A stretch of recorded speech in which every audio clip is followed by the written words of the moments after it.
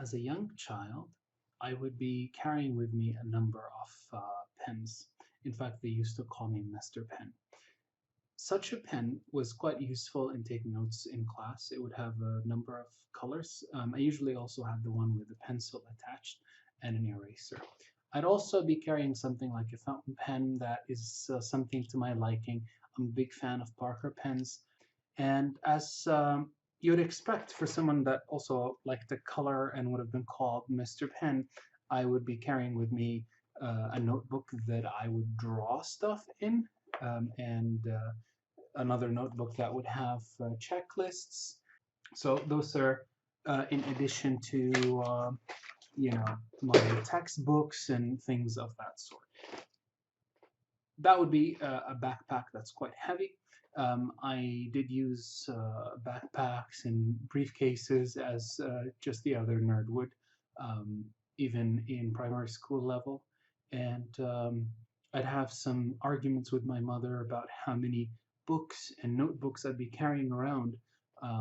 That when I finally had a locker in high school, because I didn't have a locker before then due to different schooling systems, it was such a blast because then I'd still carry a lot of the stuff around because I didn't feel whole without it.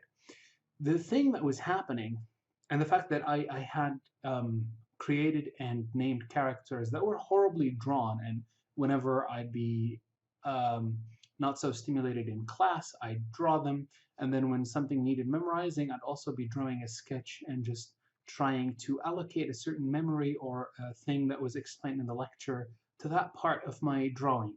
And so the way I take notes is really related to the way that I learn things. Why am I saying this? It's because of these, not the brand. I'll be talking about the brands independently, but the idea of a digital pen. I've been a digital pen user since the year 2011, using a Wacom Intuos tablet. I'd carry that to university and to my classes, and it would be hooked to my old Dell Inspiron 15,000, sorry, 1500, and I'd be doing the eye-hand coordination to take notes. I was not an artist, but the notion was, remember this binder I showed you? I loved to write my class notes on free A4 or letter plane papers. And then I had just put a clip or a binding strip with a title on what that binder is, because at any moment while I go back to read it, and I know I'm not the sort of person that goes back to read my notes. I use my writing as my memorization. Usually don't go back unless I know where I wrote a certain thing that would be really handy to refer back because I need to remember something. And the emotional attachment to my notes meant that I couldn't throw them out. And so, as big as this black or gray curtain behind me, I had a cupboard that was filled with papers. I'd estimate a minimum of 10,000 sheets that I've accumulated since grade 9 until my second year in university. And if you think about it, that's a lot of handwritten notes. Many of them are things that I printed out and then I annotated. I love to do that. I'd love to take my book, put a scan of the book, and then put one A4 that had the page that I was reading from my textbook for science class, and then put that page in the middle of my notes, which were numbered 1, 2, 3, 4, because they were free papers, they're not bound.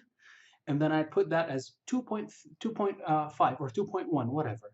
It's a note that I put in the middle between page 2 and 3, and that would be its natural place because it flows with my thinking style. You can naturally see that when I knew that I can use things like OneNote to take Microsoft OneNote, that's the program. And I knew about that earlier on uh, from the previous decade, from the 2000s, but I couldn't afford getting a device where I can use it. I've seen it with my older brother's friends, people who had those older laptops that would have a screen that swivels around and they support an EMR digitizer and they'd be writing their notes on that. That idea captivated me for the decade or so, or half decade. And when I knew I could buy a peripheral without having to invest in a whole new computer, and the peripheral was really expensive anyways, on its own, it was something like $300 or equivalent there. But it was um, it was less than buying a computer with the specs that I wanted to buy. But then I also wanted something that would be future proof. I did buy um, a pen tablet. So that is something like this. This is the newer Wacom Intuos. This is the 2018 version, which I use today. This is a much smaller form factor, quite cheaper, connects by Bluetooth, has better sensitivity, pressure sensitivity pen. But that one was like this big. I'll try to link a picture of that. So I'd carry that to my classes. Then realized that there were times when there's no way I could be carrying this set to take my notes. So I continued to have a notebook, a binder for a notebook. I love those kind of three-ring binders, and then have just A4s or letter planes in them. And so I'd have those in them, and I'd write, and then I'd go home, and I'd scan them in my father's scanner, and then have that imported to my OneNote. And it was a hefty process, but it was the idea that I would have all my notes in one place. And I knew right there, right then that, and I actually wrote it to myself, that you'd probably be spending 20% more time organizing your notes, but when you needed the information, it would save you a lot more time. And what that made me realize that I became an expert in not just note taking, but archiving things. And then slowly I started archiving my important papers and documents and report cards and objectives, plans, and to-do lists and everything. And the possibilities were infinite. And so, despite the fact that I arbitrarily thought to myself, I am ready to waste 20% more of my time to digitize my notes, effectively by the end of the year, I had saved myself some time and a lot of energy because I was no longer carrying, because I used to carry my laptop anyways, right? And the pen display, the pen tablet was not that heavy, even though at the time it would have been as heavy as, for example, this iPad, right?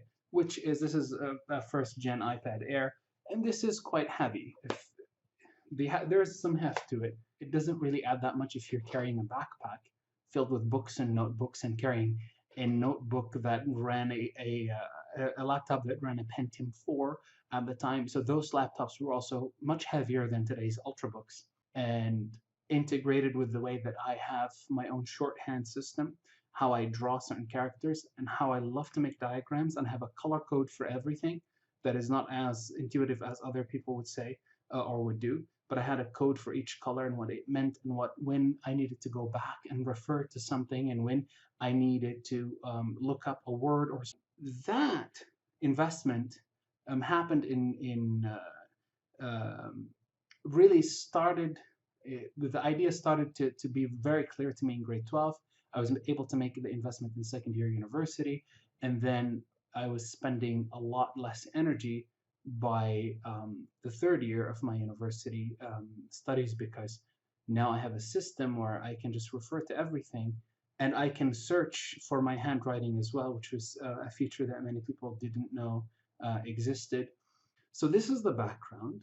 Coming up next will be what happened then, what are the challenges that I faced, and why do I have a grievance that I decided to make this video or these videos to discuss this specific, rather niche topic that many people wouldn't be interested in. But I thought that I had searched a lot to find people's opinions about these, and why we're not getting what we need as consumers. Um, and so I'm making those videos.